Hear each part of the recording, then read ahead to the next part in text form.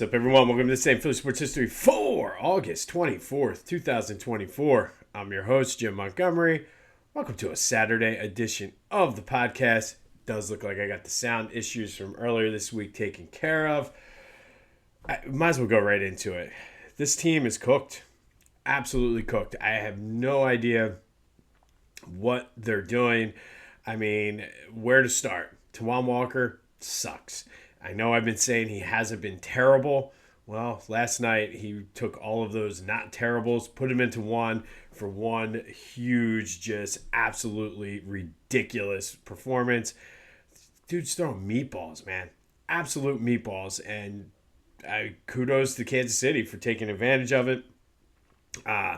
Offensively, they're terrible. This team, I know, Rob, they were hitting off the curveball machine, which brings me back to Gabe Kapler's time. But this team doesn't see pitches. They're not walking, striking out too much. Is it the hitting coach? I mean, at this point, I said it the other day, but what does the hitting coach do for a Major League Baseball team at this point? I don't know. Maybe firing Kevin Log sends a message and lights a fire under them, but I don't know what's going on. I absolutely don't. The lead is down to 5. They're behind 3 games for the top seed. They're tied with Milwaukee right now, but at least we hold the tiebreaker against them. Back when we were good, we beat them. Woohoo! So I don't know. Tonight, Ranger comes back. Maybe he can provide them a spark. I just don't know. At this point, I don't know. I came on here, went on a profanity-laced tirade. That didn't work. But I think I came up with something last night. And there's a saying, I don't know who said it, but the whole, if you believe it, you can achieve it. I'll get that out. If you believe it, you can achieve it. So I was wondering, maybe that's the way we got to go. We got to visualize what we want this team to do. And one of the guys that I've been tough on, and I think a lot of people have been, is Garrett Stubbs, due to the fact that he's just not good offensively, but he's a vibes guy. So maybe if we just envision what we want, this will help out. So I'm kind of envisioning now, kind of pretend here with me. It's the end of October, beginning of November. There's almost 500,000 to 1 million people standing out on the Parkway in front of the Art Museum steps. Phillies parade for the World Championship just ended. Garrett Stubbs comes up to the microphone. He's wearing a Budweiser box on his head, those stupid overalls, and he takes the microphone, starts giving his speech, and kind of summons his inner Jason Kelce, if you will. And this is kind of how I envision the speech going somewhat. So pretend I'm Garrett Stubbs for a second. And then you guys all doubted us. And it was everybody. Everybody said everything. Schwarber shouldn't lead off. Bryce panders too much. Aaron Nola ain't got it. Castellanos can't lay off the first pitch. Marsh can't hit lefties. Stott ain't got it. Rojas sucks. JT's too old. Alvarado can't get anyone out. Bone makes too many errors. Taijuan throws meatballs. Hoffman's lost it. Turner's inconsistent. Topper can't manage. Dombrowski can't pick talent. It's the whole damn team. Hungry dogs run faster is what Jason Kelce said. Well, this team wasn't hungry. All summer, we weren't hungry. It got bad. The fans turned on us. Y'all gave up. And that's okay. We deserved it. We needed it. Then, all of a sudden, we were starving. Then it turned around, and it reminds me of a song. So fuck the haters. I'm in the corner watching you kiss her. All right. So maybe, just maybe, if we envision that impassioned speech from Garrett Stubbs on the Art Museum steps, maybe that'll turn it around. I don't know. The sad part is the speech that I envision him giving, all of it is true. But here we are. Like I said, I've tried profanity-laced tirades. We've done this, we've done that. So maybe if you believe it, you can achieve it. So maybe if we believe that they'll be on the Art Museum steps celebrating the World Series championship, and again, picture Garrett Stubbs with the Budweiser box on his head, giving that impassioned speech. breaking the podium, and then the entire crowd, almost 1 million people, breaks into "I'm in the corner watching you kiss." I don't know. Maybe they need to bring the stupid song back. I don't know. But tonight, they lost the first game of the series, so now they got to try to win 2 in a row in Kansas City.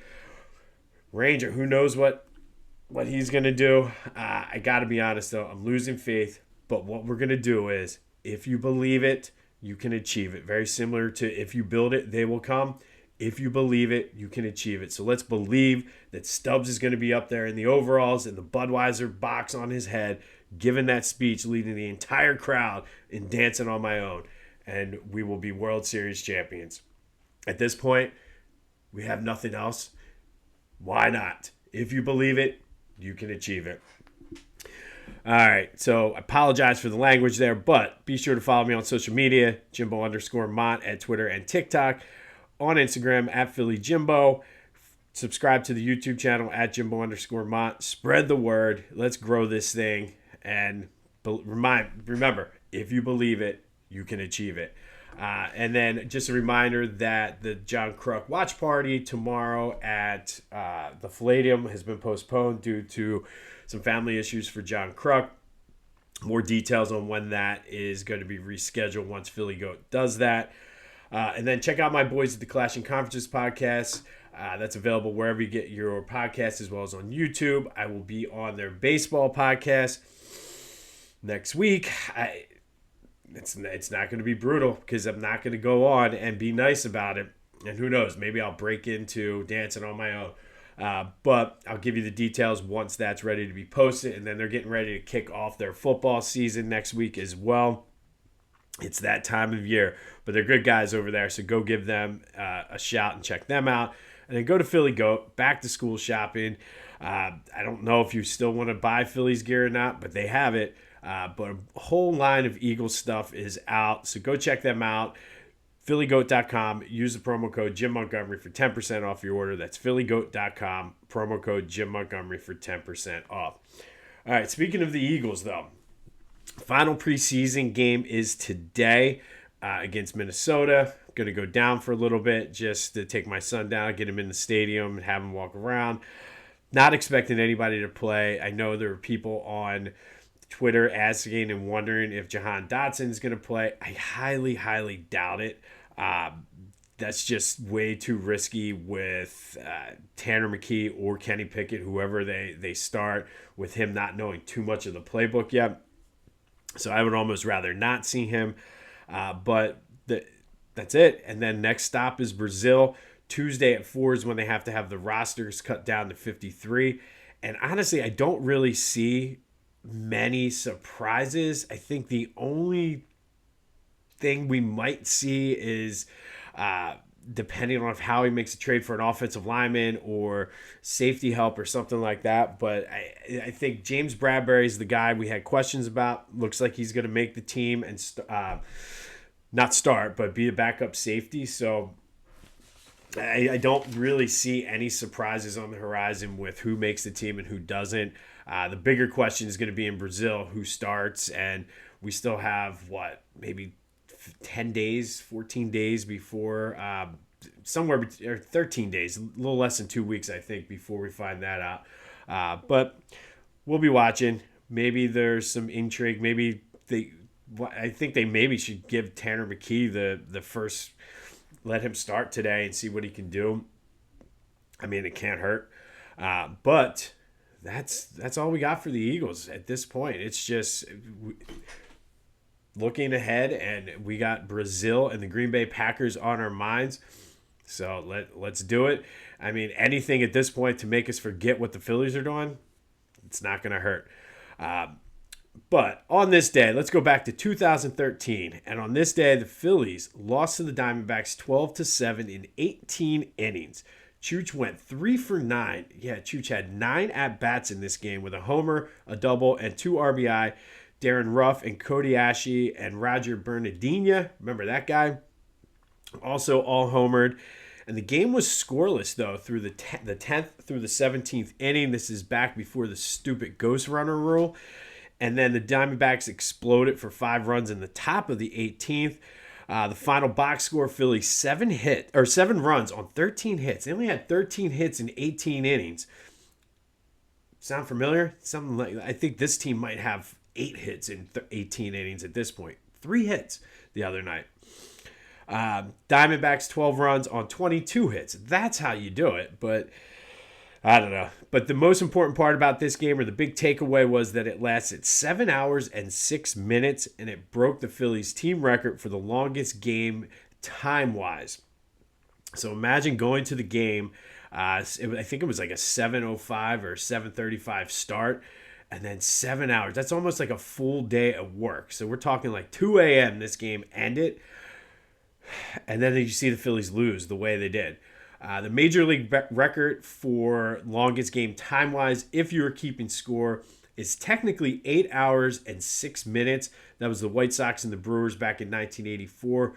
However, that spanned over 2 days. I guess there was an ordinance in Chicago or Milwaukee, wherever the game was played, that they couldn't start an inning after 1 a.m., so they had to pick it up the next day.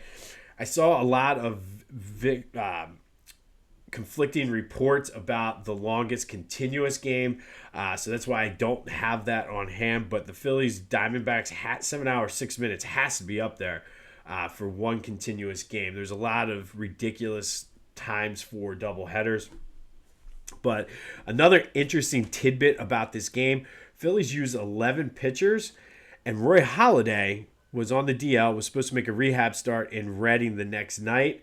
Well, because they used up all their pitchers and didn't have anybody to start, they canceled his rehab stint and rushed him back up. So he started the next day. He actually did well, and they won that game. But just an interesting thing, because I as soon as I read about this, I actually remember when all of that went down. And I'm like, oh my God, they're gonna hurt Roy Halladay. And this was sort of like the beginning of the end for his career anyway.